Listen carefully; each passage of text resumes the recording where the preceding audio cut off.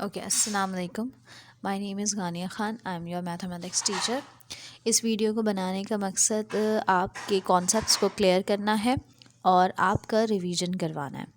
इस टॉपिक में हमारे पास जो हमारा सेकंड टॉपिक है, इसमें हम हमारा जो टॉपिक है उसके दो पार्ट्स हैं। फर्स्ट पार्ट हमारा लीनियर ग्राफ पर डिपेंड करता है और सेकंड पार्ट हमारा साइमल्टेनियस लीनियर इक्वेशन पर डिपेंड करता है।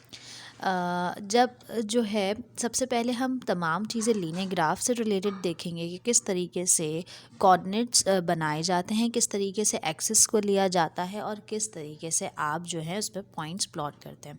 सबसे पहले हम लीनियर ग्राफ के लिए की टर्म्स देख लेते हैं कि हमें लीनियर ग्राफ्स के किन बातों का ध्यान रखना है।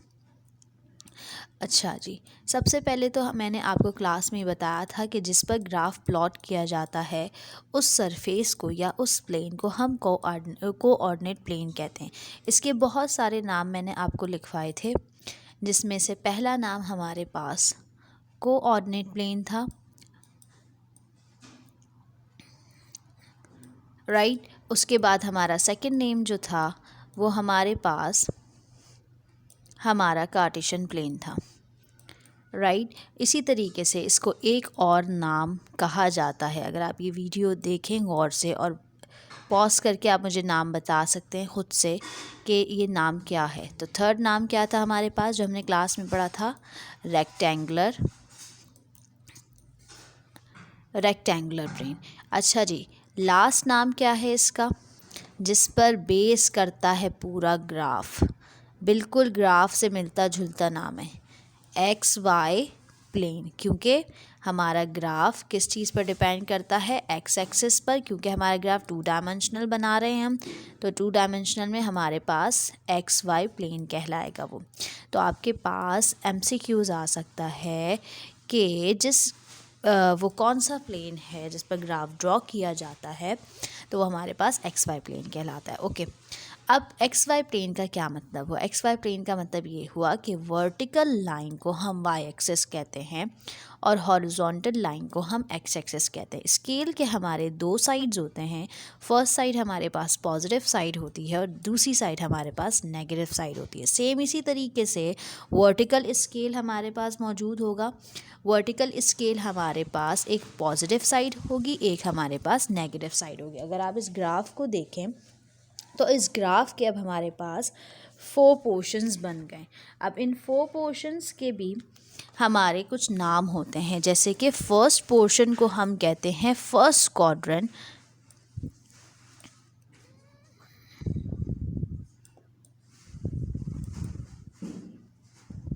राइट। और इसी तरीके से एंटी क्लॉकवाइज अगर हम चलें तो ये हमारे पास हमारा सेकंड क्वाड्रेंट होता है। और इसी तरीके से डाउनवर्ड आएंगे तो ये हमारे पास थर्ड क्वाड्रेंट है और ये हमारे पास फोर्थ क्वाड्रेंट है। इसमें डिफरेंस क्या है कि फर्स्ट क्वाड्रेंट ऐसी क्या चीज़ है कि उसको फर्स्ट क्वाड्रेंट कहा जा रहा है, सेकंड कहा जा रहा है, थर्ड कहा जा रहा है, फोर्थ? वैल्यूज़ इसमें क्या है? वैल्यूज़ डिफरेंट है। क्यों? क्योंकि इस साइड पर अगर देखा जाए, यहाँ पे अगर कोई भी पॉइंट प्लॉट किया जाएगा तो वो हमेशा एक्स पॉजिटिव और वाई पॉजिटिव के लिए होगा। मतलब कि इधर जो भी पॉइंट्स प्लॉट होंगे उन दोनों के लिए एक्स वाई का स्केल हमेशा क्या होगा? पॉजिटिव। क्योंकि इस साइड एक्स की पॉजिटिव साइड है और इस साइड भी वाई की क्या है? पॉजिटिव साइड है। अब यहाँ पर अगर कोई पॉइंट प्लॉट होगा तो यहाँ एक्स के लिए उसकी स्केल नेगेटिव हो जाएगा और वाई के लिए यहाँ पर उसका स्केल पॉजिटिव हो जाएगा। और अगर इसी तरीके से थर्ड क्वाड्रेंट की बात की जाए तो थर्ड क्वाड्रेंट में हमारे पास दोनों वैल्यूज़ क्या होंगी? नेगेटिव होंगी। सेम इसी तरीके से फोर क्वाड्रेंट में हमारे पास y की वैल्यू तो नेगेटिव होगी लेकिन x की वैल्यू पॉजिटिव होगी। इसकी एक एग्जांपल ले लेते हैं। अगर मैं यहाँ पर आपके पास लिखूँ 1 - 2 तो क्या आप मुझे बता सकते हैं कि कौन से क्वाड्रेंट पे लाई कर है? इसी तरीके के आपके पास MCQs भी आ सकते हैं कि आपको एक ऑर्डर पेयर दे दिया जाएगा और आपसे पूछा जाएगा कि ये पॉइंट कौन से क्वाड्रेंट पे लाई कर रहा है। तो किस तरीके से बताएंगे? हमें ये भी पता होना चाहिए कि हमेशा पॉइंट्स किससे प्लॉट किए जाते हैं? ऑर्डर पेयर में प्लॉट किए जाते हैं। ऑर्डर पेयर किस तरीके से लिखते हैं? Bracket x comma y। First term हमेशा हॉरिजॉन्टल लाइन को रिप्रेजेंट करती है मतलब कि x को रिप्रेजेंट करती है और सेकंड टर्म हमेशा हमें वर्टिकल लाइन रिप्रेजेंट करती है, ठीक है। अब इसी तरीके से अगर आप इस क्वाड्रेंट को देखें, अगर इस क्वाड्रेंट को देखें तो इसका एक्स पार्ट जो है वो हॉरिजॉन्टल 1 है और वर्टिकल डाउनवर्ड नेगेटिव है। तो कौन से क्वाड्रेंट पे ये लाई कर रहा है? तो आप इसका आंसर क्या लिख सकते हैं कि ये हमारे पास 4 क्वाड्रेंट पे लाई कर रहा है। इसी तरीके से अगर मैं यहाँ पर लिखूँ -2, -3, तो कौन से क्वाड्रेंट में लाई कर रहा है? जिसमें दोनों वैल्यूज़ नेगेटिव हैं। अगर हम हॉरिजॉन्टल -3 पर जाएं और डाउनवर्ड -3 पर आएँ तो कौन से क्वाड्रेंट पे लाई कर रहा होगा ये पॉइंट? तो इसका आंसर क्या होगा कि ये हमारे पास थर्ड क्वाड्रेंट पर लाई कर रहा है, ठीक है। तो ग्राफ के लिए किन चीज़ों का ख्याल रखना होगा? सबसे पहले हमें एक्सेस ड्रॉ करने होंगे, फिर वाई एक्सेस को सिंबलाइज करना होगा, फिर एक्स एक्सिस को मेंशन करना होगा। इसी तरीके से इन क्वाड्रेंट्स का ख्याल करना होगा कि जो पॉइंट आ रहा है वो कहाँ पर प्लॉट हो रहा है, राइट।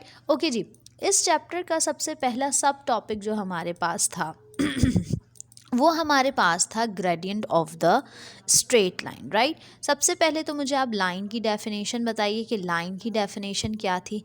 अगर तमाम पॉइंट्स को जोड़ दिया जाए, इफ़ all points,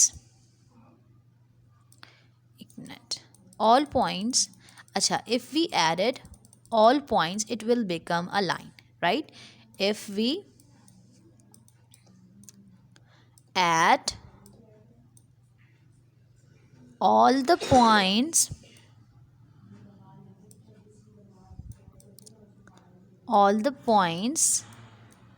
PT भी जो है पॉइंट को कहा जा सकता है, point it's become, if we added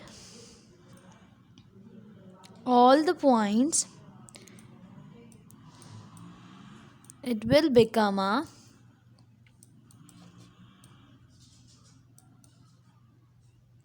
writing ignore करिएगा, it will become a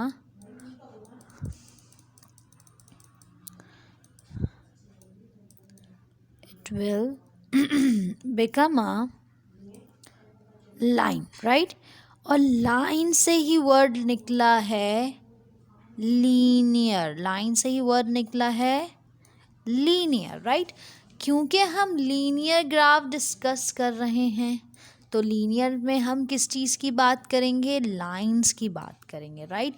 सबसे पहले इस टॉपिक का जो हमारे पास टॉपिक है, फर्स्ट सब टॉपिक जो है वो हमारे पास जो है वो है gradient of a straight line, right. सबसे पहला सब टॉपिक हमारे पास जो है वो है हमारे पास gradient of a straight line, right. अच्छा जी, अब पहले तो हमें ये जानना है कि ग्रेडियंट एक न्यू वर्ड है, ये क्या है? तो highness and the lowerness of a line, right. Highness and the lowerness of a line, it's called highness and lowerness, जिसको उर्दू में आप कह सकते हैं ऊंचाई और ढलान, राइट। जैसे कि हमने हॉस्पिटल्स वगैरह में देखा होगा, स्कूल्स वगैरह में, या आपके घर के आगे जो स्लोप बना होता है, lowerness of a line it's call a gradient, right. या इसको दूसरे वर्ड में कह सकते हैं स्टीपनेस ऑफ अ लाइन, ठीक है। Steepness of a line it's also call a gradient of a line. ये MCQs में आ सकता है कि what is mean by gradient. तो इसी तरीके के आपको इसमें जवाब देने हैं कि how the line is steep, या अगर आप कहें कि कौन सी लाइन कितनी हाई है या लोअर है, वो क्या कहलाता है? वो हमारे पास उस लाइन का ग्रेडियंट कहलाता है। इसको अगर आप फिज़िक्स में पढ़ेंगे तो फिज़िक्स में हम इसको इंक्लाइन प्लेन के नाम से जानेंगे, और स्लोप भी कहते हैं और ग्रेडियंट भी कहते हैं। तो ये सारे नाम एक ही चीज़ हैं, ठीक है। स्लोप, इंक्लाइन प्लेन और ग्रेडियंट, राइट। अच्छा जी, ग्रेडियंट कहलाता क्या है? इसकी एक एग्जाम्पल समझते हैं कि ग्रेडियंट क्या कहलाता है। अच्छा जी, अगर ओके नाउ अब सबसे पहले हम ग्रेडियंट के एग्जाम्पल ले लेते हैं, जैसे कि कौन सी लाइन कितनी हायर है और कौन सी लाइन कितनी लोअर है वो ही बताती है कि उसका ग्रेडियंट क्या है।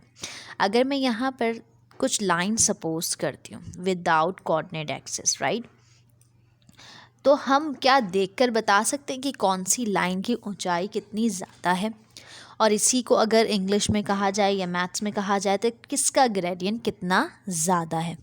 ओके, अगर हम फर्स्ट लाइन को देखें तो क्या फर्स्ट लाइन थोड़ी हाइट पर मौजूद है, इसका मतलब इसका स्लोप ज़्यादा है और ये हायर ग्रेडियंट है और इसकी डायरेक्शन अपवर्ड साइड है, तो हम इसको पॉजिटिव ग्रेडियंट भी कह सकते हैं। अगर ये थर्ड डायग्राम को देखा जाए तो इसकी डायरेक्शन डाउनवर्ड साइड है और ये इतनी हाई नहीं है। अगर इसकी बैकवर्ड साइड आया जाए, लेफ़्ट टू राइट आया जाए, तो क्या ये नेगेटिव ग्रेडियंट कहलाएगा? क्यों? क्योंकि इसकी डायरेक्शन क्या है हमारे पास, डाउनवर्ड, और ये लोअर ग्रेडियंट कहला सकता है। ये थोड़ी ज़्यादा हाइट पर है, मतलब इतनी हाइट नहीं है, तो हम इसको लोवेस्ट ग्रेडियंट कंसिडर कर सकते हैं। और पॉजिटिव डायरेक्शन है तो इसका भी ग्रेडियंट क्या कहलाएगा, पॉजिटिव। लेकिन ये सेकंड डायग्राम क्या है, क्योंकि ये एक बिल्कुल फ्लैट सरफेस है, कोई स्लोप मौजूद नहीं है, तो क्या हम इसको ज़ीरो ग्रेडियंट कह सकते हैं? आगे जब आप फॉर्मूले से सॉल्व करेंगे तो आपको पता चलेगा कि ज़ीरो ग्रेडियंट किस चीज़ का होता है। हॉरिजॉन्टल लाइन का हमेशा ग्रेडियंट क्या होता है, ज़ीरो, राइट। ओके जी, अब इसी तरीके से इस चीज़ को एक और एग्जाम्पल से समझ लेते हैं। अगर यहाँ पर एक हम बनाते हैं, एक हिल बनाते हैं, राइट, एक माउंटेन बना लेते हैं या एक हिल बना लेते हैं, राइट। अब यहाँ से एक बाइकर जो है इसकी टॉप साइड पर जाना चाहता है, अभी ये लोअर साइड पर है और ये चाहता है कि इस पहाड़ी की बिल्कुल ऊंचाई पर पहुँच जाए, राइट, यहाँ पर। तो अब वो यहाँ से जब डिस्टेंस कवर करेगा तो वर्टिकल डिस्टेंस के साथ साथ उसका कुछ हॉरिजॉन्टल डिस्टेंस भी कवर हो रहा होगा। मतलब क्या हुआ कि जैसे जैसे वो राइज कवर करता चला जाएगा वैसे ही वो अपना रन डिस्टेंस भी कवर करेगा। तो वर्टिकल डिस्टेंस को हम राइज कहेंगे और हॉरिजॉन्टल डिस्टेंस को हम रन डिस्टेंस कहेंगे, और इसी के रेशो को हम क्या कहेंगे, slope of a straight line और gradient of a straight line. तो पहला फॉर्मूला क्या है, rise over run, it's called gradient of a straight line and slope of a straight line. दूसरा फॉर्मूला क्या है, जैसे राइस में y में चेंज आ रहा है तो क्या हम इसको कह सकते हैं, change in y direction divided by run. Run क्या है, हॉरिजॉन्टल डिस्टेंस का चेंज है, तो हम इसको क्या कह सकते हैं, change in x direction, right. तो ये दो फॉर्मूलाज हैं जिससे हम ग्रेडियंट फाइंड कर सकते हैं। अब इसकी एग्जांपल देख लेते हैं। अच्छा, ये कुछ बातें नोट डाउन कर लीजिएगा पेज नंबर 40 पर, जहाँ पर हमारे पास फॉर्मूला भी मौजूद है ग्रेडियंट का। चेंज इन वाई को हम वर्टिकल चेंज कहते हैं, चेंज इन एक्स डायरेक्शन को हम हॉरिजॉन्टल चेंज कहते हैं। और दूसरा formula rise over run, upward direction वाले ग्रेडियंट को हम पॉजिटिव ग्रेडियंट कहेंगे, डाउनवर्ड डायरेक्शन वाले ग्रेडियंट को हम नेगेटिव ग्रेडियंट कहेंगे, राइट। अब हम जो हैं, अच्छा इसकी एक और चीज़ है, एक मिनट यहाँ पर जो एक डेफिनेशन है ये आपके पास नोट्स में आपके एमसीक्यूज में आएगी। Gradient is a measure of how steep a slope is, right, और how steep a line it's called a gradient, या steepness of a line it's called gradient, right. तो इसको मार्क कर लीजिएगा। ओके जी, फर्स्ट वर्क एग्जाम्पल आपसे क्या कह रही है, find gradient of straight line. आपको ये दो ग्राफ्स दिए गए हैं, इन्हीं रैंडम लाइंस को अब कोऑर्डिनेट एक्सिस पे डिस्कस किया जा रहा है। स्टार्ट में बताया था ना कि ग्राफ जिस एक्सिस पर प्लॉट होता है उसको हम कोऑर्डिनेट एक्सिस कहते हैं, राइट। यहाँ पर एक एक्स एक्सिस गिवन है, एक वाई एक्सिस गिवन है, एक्स एक्सिस गिवन है, वाई एक्सिस। अब कोई जीनियस बच्चा जरा मुझे बता सकता है कि ये कौन से क्वाड्रेंट की बात हो रही है जहाँ पर दोनों वैल्यूज़ हमारे पास पॉजिटिव मौजूद हैं। तो क्या ये हमारे फर्स्ट क्वाड्रेंट की बात हो रही है, क्योंकि यहाँ पर दोनों वैल्यूज़ क्या हैं, पॉजिटिव है, राइट। ओके, हमसे पूछा है ग्रेडियंट। अब ग्रेडियंट निकालने का पहला तरीका ये है, कोई से भी कॉर्नर पॉइंट सपोज कर लिए जाए, राइट। अब ये कॉर्नर पॉइंट्स हम सपोज कर लेते हैं, राइट। उसके बाद रन डिस्टेंस काउंट करें और राइज डिस्टेंस काउंट करें। अगर हम, अच्छा एक और बात याद रखिएगा, आप बॉक्सेस काउंट नहीं करेंगे बल्कि आप यूनिट डिस्टेंस काउंट करेंगे, राइट, कि इन नंबर्स के दरमियान कितना डिस्टेंस है, क्योंकि दो नंबर्स के दरमियान के डिस्टेंस को यूनिट डिस्टेंस कहा जाता है, राइट। अब यहाँ से अगर आप चलें 1 से अगर आप 2 पर आएंगे तो 1 यूनिट गैप, 2 से आप 3 पर आएंगे 1 यूनिट गैप। इसका मतलब रन की वैल्यू हमें मिल गई 2। अब राइज काउंट करते हैं, मतलब वर्टिकल चेंज। सो अगर आप 3 से 4 पर आएंगे 1 यूनिट गैप, 4 से 5 पर आएंगे 1 यूनिट गैप, 6 से 5 पर आएंगे तो 1 यूनिट गैप, और 6 से 7 पर आएंगे 1 यूनिट गैप। सो इसको अगर ऐड ऑन कर लिया जाए तो मेरे ख्याल में राइज की वैल्यू हमारे पास क्या आ गई, 4।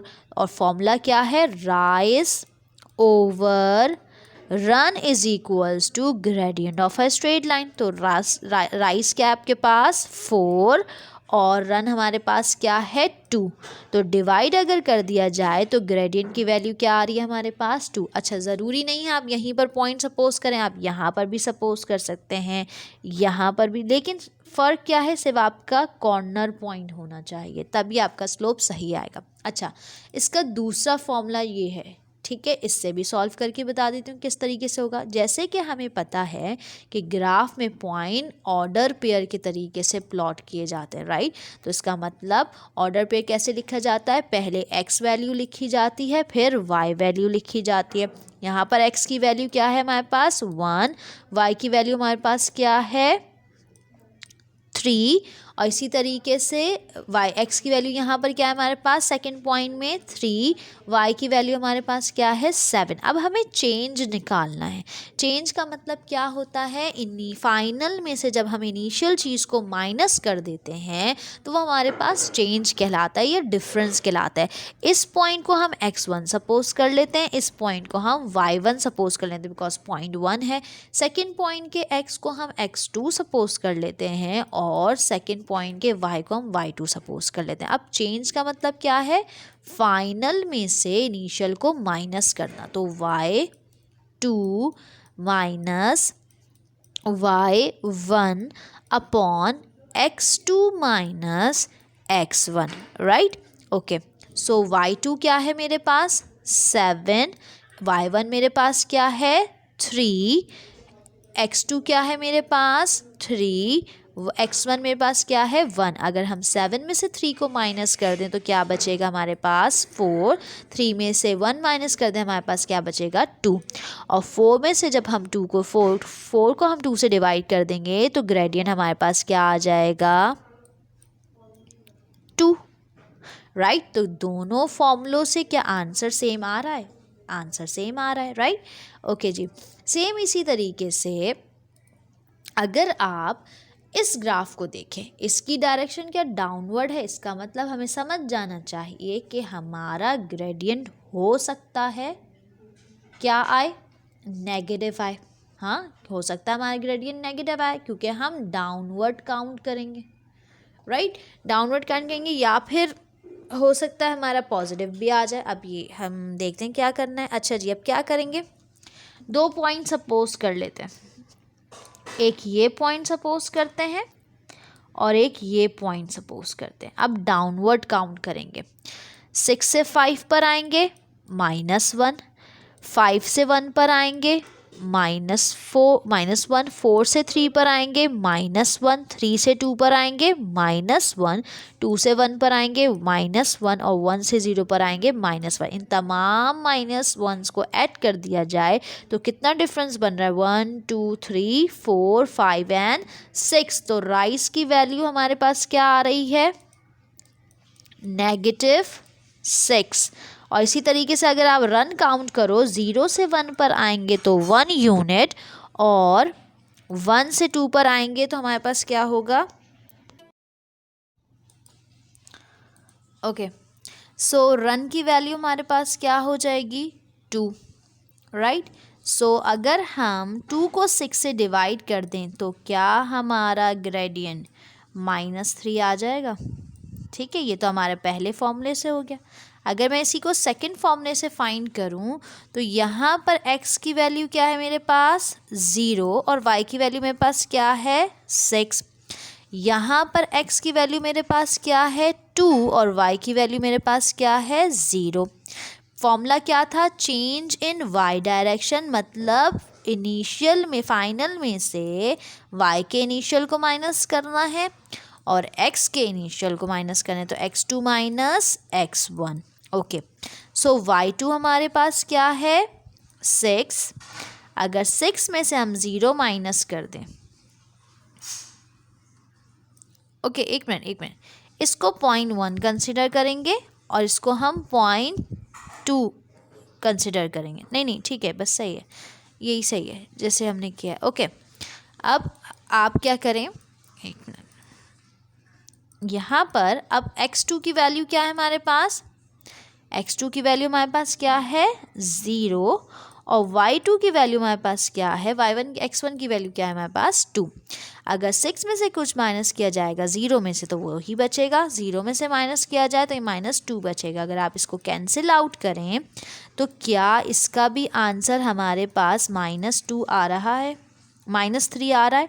तो दोनों तरीक़ों से अगर आप सॉल्व करें तो आपका फॉर्म आंसर क्या आएगा, सेम। अगर किसी बच्चे को सेकंड मेथड अप्लाई करना है वो सेकंड मेथड अप्लाई कर सकता है, और कोई फर्स्ट मेथड से करना चाहता है वो फर्स्ट मेथड से भी अप्लाई कर सकता है, राइट।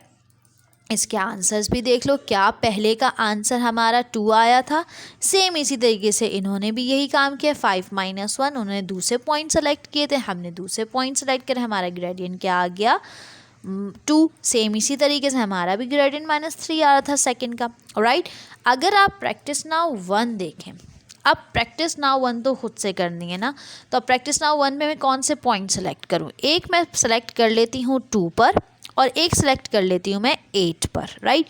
दोनों मेथड से करते हैं। सबसे पहले हम देख सकते हैं कि y एक्सिस में हमारे पास 2 यूनिट गैप्स हैं, क्योंकि बिकॉज 2 4 6 8 10 12 मतलब कि इवन नंबर का स्केल जा रहा है, मतलब 2 का गैप है, मतलब 2 यूनिट्स का गैप है। और अगर हम y हॉरिजॉन्टल देखें तो यहाँ पर हमारे पास जो है 1 1 का डिस्टेंस है, राइट। अच्छा, अब सबसे पहले हम रन काउंट कर लेते हैं। 0 से 1 पर आए 1 यूनिट गैप, 1 से 2 पर आए 1 यूनिट गैप। इसका मतलब रन की वैल्यू जो है मुझे मिल गई है 2, राइट। अब मुझे राइस की वैल्यू काउंट करनी है। अगर हम राइस की वैल्यू काउंट करें, 8 से 6 पर आए, 2 से 4 पर जाएंगे तो हमने कितना यूनिट गैप लिया, 2, क्योंकि अपवर्ड डायरेक्शन है तो पॉजिटिव काउंट करेंगे। 4 से 2 पर आए तो हमारे पास 2 यूनिट गैप, 6 से 2 पर आए, 8 पर आए 2 यूनिट, इन सबको ऐड ऑन कर लिया तो क्या राइस की वैल्यू मेरे पास 6 आ जाएगी, राइट। ओके, और ऐड करो और डिवाइड करो तो क्या हमारे ग्रेडियंट की वैल्यू 3 आ रही है, 3 टाइम्स इज इक्वल्स टू 6। तो क्या आ गए हमारे स्लोप की वैल्यू, ये ग्रेडियंट की वैल्यू 3। इसको दूसरे तरीके से भी कर सकते हैं। x की वैल्यू क्या है हमारे पास, 2, y की वैल्यू हमारे पास क्या है, 8। यहाँ पर x की वैल्यू क्या है हमारे पास, 0, y की वैल्यू हमारे पास क्या है, 2। तो चेंज इन y डायरेक्शन मतलब y2 minus y1 upon x2 minus x1, right. So y2 की वैल्यू क्या है हमारे पास, 8, 8 और y1 की वैल्यू हमारे पास क्या है 8 माइनस 2। सेम इसी तरीके से x2 की वैल्यू क्या है 2 माइनस 0। 8 में से 2 माइनस कर दिया जाए तो हमारे पास क्या बचेगा 6 और 2 में से 0 माइनस कर दिया जाए बचेगा 2। कैंसिल आउट करने पर क्या स्लोप हमारे पास 3 आ रहा है। तो आपकी अपनी मर्ज़ी है, आप फर्स्ट मेथड से भी फाइंड कर सकते हैं और आप सेकंड मेथड से भी फाइंड कर सकते हैं।